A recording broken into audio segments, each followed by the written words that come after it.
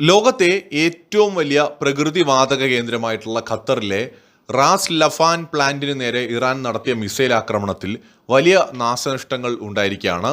Israel ഇറാന്റെ gas field ആക്രമിച്ചതിനുള്ള ഒരു തിരിച്ചടിയാണ് ഇതെന്നാണ് സൂചന. സൗദി അറേബ്യ, UAE, കുവൈറ്റ് എന്നിവിടങ്ങൾ ഉൾപ്പെടെ നിരവധി രാജ്യങ്ങളിലെ എണ്ണ ശുദ്ധീകരണശാലകൾക്കും ഗ്യാസ് പ്ലാന്റുകൾക്കും നേരെ ഇറാന്റെ ഡ്രോൺ മിസൈൽ ആക്രമണങ്ങൾ ഉണ്ടായിട്ടുണ്ട്. അപ്പോൾ ഇന്ത്യയിലേക്കടക്കം ഇപ്പോൾ LPGയിലടക്കം ഉണ്ടാവുന്ന ഷോർട്ടേജിന്റെ മെയിൻ റീസണുകളിൽ ഒന്ന് ഇതാണ്. പലരുടെയും വിചാരം എന്ന് പറയുന്നത് ഇന്ത്യ ഗവൺമെന്റ് എന്തോ വലിയ കാര്യം ചെയ്തത് കൊണ്ടാണ്, അല്ലെങ്കിൽ എന്തോ ഇന്ത്യ ഗവൺമെന്റിന്റെ കുഴപ്പം കൊണ്ടാണ് ഇവിടെ പാചകവാതകത്തിന്റെ ഷോർട്ടേജ് ഉണ്ടാവുന്നതെന്നാണ്. യഥാർത്ഥത്തിൽ ഇന്ത്യ ഗവൺമെന്റിന്റെ പ്രശ്നമല്ല ഇത്.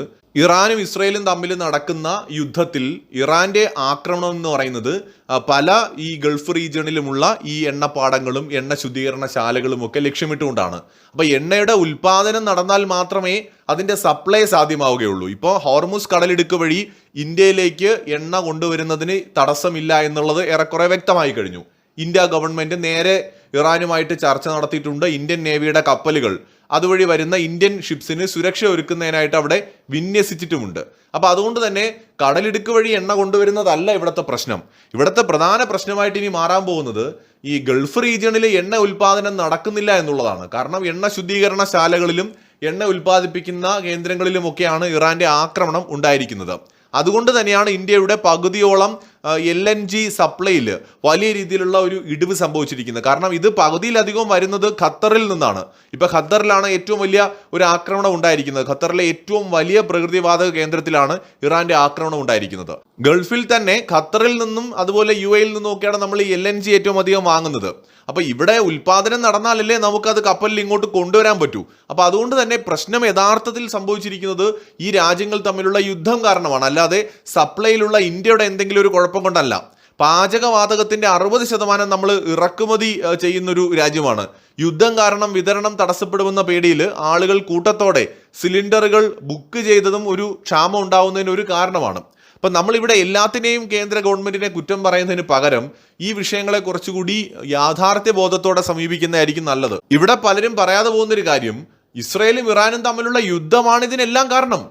ഗൾഫ് രാജ്യങ്ങളും ഇറാനും തമ്മിലുള്ള പ്രശ്നങ്ങളാണ് ഇതിനെല്ലാം കാരണം. ഇവിടെ ഇന്ത്യക്ക് എന്താണ് ചെയ്യാൻ പറ്റുക? നമുക്കിതിനകത്ത് പ്രത്യേകിച്ച് ഒരു ഇടപെടലുമില്ല, ഒരു ഇടപാടുമില്ല. നമ്മുടെ രാജ്യം ഇതിനകത്തൊരു ഭാഗമേ അല്ല, നമ്മൾ അതിൽ പോയി തല വയ്ക്കാനും പോകുന്നില്ല. ഇത് ഇറാനും ഇസ്രയേലും അമേരിക്കയും ഗൾഫ് രാജ്യങ്ങളും ഒക്കെ തമ്മിലുള്ള ഒരു പ്രശ്നമാണ്.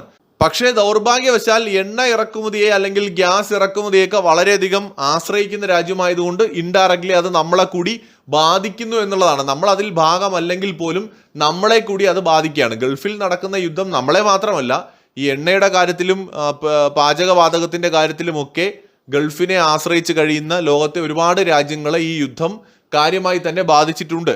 ഇപ്പൊ നമ്മുടെ രാജ്യത്തെ പിന്നെയും നമ്മൾ പിടിച്ചു നിൽക്കുന്നു എന്നുള്ളതാണ്. അതേസമയത്ത് ഒരുപാട് രാജ്യങ്ങൾ ഇതിനോടകം തന്നെ വലിയ പ്രതിസന്ധിയിലൂടെ കടന്നു പോവാണ്. ഇന്ന് ഇന്ത്യക്കാരെ അടക്കം അനുഭവിക്കുന്ന ഈ പ്രശ്നങ്ങളുടെ മൂല കാരണം എന്ന് പറയുന്നത് ഇസ്രയേലും അമേരിക്കയും ഇറാനുമാണ് എന്നത് ആദ്യം നമ്മൾ മനസ്സിലാക്കണം. ഇവർ കാരണമാണ് ഈ പ്രശ്നം ഉണ്ടാവുന്നത്. അല്ലാതെ എന്ത് സംഭവിച്ചാലും എല്ലാത്തിനും അടുപ്പ് കൂട്ടി ചർച്ച നടത്തി അതിനൊക്കെ കാരണം നരേന്ദ്രമോദിയാണ്, ഇന്ത്യ ഗവൺമെന്റിന്റെ കുഴപ്പമാണ് എന്നൊക്കെ പറയുന്നത് വല്ലാത്തൊരു മാനസിക അവസ്ഥയാണ്. കാരണം 145 കോടി ജനങ്ങളുള്ള ഒരു രാജ്യം സ്വാഭാവികമായി പ്രതിസന്ധിയിലാവും. ഈ രാജ്യത്തെ കൂടുതൽ ആളുകളും പാചകവാതകത്തെ ആശ്രയിക്കുന്ന സമയത്ത് അതിൽ ഷോർട്ടേജ് ഉണ്ടാവും. ഇപ്പോൾ 1, 2, 3, 4 കോടി ജനങ്ങളുള്ള രാജ്യങ്ങൾക്ക് മാനേജ് ചെയ്യാൻ പറ്റും. ഇന്ത്യയെ സംബന്ധിച്ചിടത്തോളം അതല്ല സാഹചര്യം. അപ്പോൾ ഇന്ത്യയിലെ കപ്പലുകൾ, ഇന്ത്യയിലേക്ക് വരാനായിട്ടുള്ള കപ്പലുകൾ നമ്മൾ ഇങ്ങോട്ട് കൊണ്ടുവന്നിട്ടുണ്ട്. അതോടൊപ്പം തന്നെ ചൈനീസ് കപ്പൽ വരെ, ചൈനയിലേക്ക് പോയിക്കൊണ്ടിരുന്ന കപ്പലുകൾ വരെ, റഷ്യൻ കപ്പലുകൾ വരെ ദിശ തിരിച്ച് വഴി തിരിച്ച് ഇന്ത്യയിലേക്ക് കൊണ്ടുവന്നുകൊണ്ടിരിക്കുകയാണ്. ഇന്ത്യ ഗവൺമെന്റ് പോസിബിൾ ആയിട്ടുള്ള എല്ലാ രീതിയിലും എല്ലാ മാർഗങ്ങളിലൂടെയും നമ്മുടെ രാജ്യത്ത് പാചകവാതകത്തിനും അല്ലെങ്കിൽ ഡീസലിനും പെട്രോളിനും ഒന്നും ഷോർട്ടേജ് ഉണ്ടാവാതിരിക്കാൻ വേണ്ടിയിട്ടുള്ള നടപടികൾ സ്വീകരിക്കുന്നുണ്ട്. യുദ്ധം തുടങ്ങിയതിന് ശേഷം അമേരിക്കയിലും പാകിസ്ഥാനിലും അതുപോലെ ബംഗ്ലാദേശിലും അതോടൊപ്പം തന്നെ ചൈനയിലും യൂറോപ്പിലുമൊക്കെ ഈ പെട്രോളിയം ഉൽപ്പന്നങ്ങളുടെ വില ഭയങ്കരമായിട്ട് കൂടിയിട്ടുണ്ട്. അതായത് ചൈനയിൽ പോലും അത് വളരെയധികം കൂടിയിട്ടുണ്ട്. അതേസമയത്ത് നിങ്ങൾ ഇന്ത്യയുടെ കാര്യം ഒന്ന് എടുത്തു നോക്കൂ. ഇന്ത്യയുടെ കാര്യം സ്റ്റേബിളായിട്ട് നിൽക്കുകയാണ്. അതായത് ഇന്ത്യയിലെ റീറ്റെയിൽ പ്രൈസസ് എന്ന് പറയുന്നത് ശരിക്കും അൺചേഞ്ച്ഡ് ആയിട്ട് നിൽക്കുകയാണ്. ഇത്രയും ഗ്ലോബൽ ഇഷ്യൂസ് ഉണ്ടായിട്ടും അൺചേഞ്ച്ഡ് ആയിട്ട് നിൽക്കുകയാണ് ഇപ്പോഴും.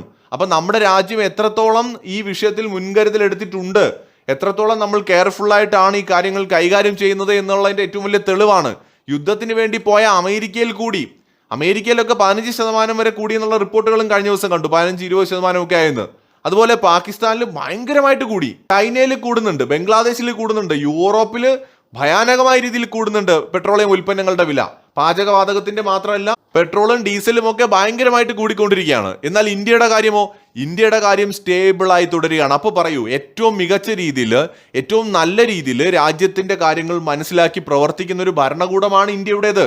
പക്ഷെ പല അടുപ്പ് കൂട്ടിയ അന്തി ചർച്ചകളും കണ്ടു കഴിഞ്ഞാൽ തോന്നും ഇന്ത്യ ഗവൺമെന്റ് എന്തോ വലിയ അപരാധം ചെയ്തു എന്ന പോലെയാണ്. ഇറാനെ കുറിച്ച് ഒരു അക്ഷരം പറയില്ല, ഇസ്രയേലിനെ കുറിച്ച് പറയില്ല, അമേരിക്കയെ കുറിച്ച് പറയില്ല. ആരുടെ അമ്മുമ്മ മരിച്ചാലും ഇന്ത്യ കുറ്റക്കാരനാണ്, ആർക്ക് എന്ത് സംഭവിച്ചാലും മോദി മറുപടി പറയണം. അതാണ് ഇവിടെ പല മനുഷ്യരുടെയും മാനസികാവസ്ഥ എന്ന് പറയുന്നത്.